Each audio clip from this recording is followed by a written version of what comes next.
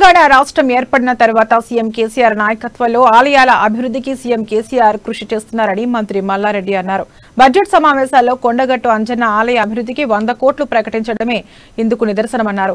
మేడ్చల్ జిల్లా కీసరగుట్ట శ్రీ భవానీ రామలింగేశ్వర స్వామి మహాశివరాత్రి బ్రహ్మోత్సవాలను మంత్రి మల్లారెడ్డి ప్రారంభించారు. ఈ సందర్భంగా స్వామివారికి ప్రత్యేక పూజలు చేశారు.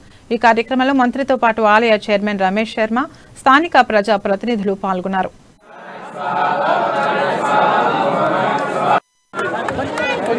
బాను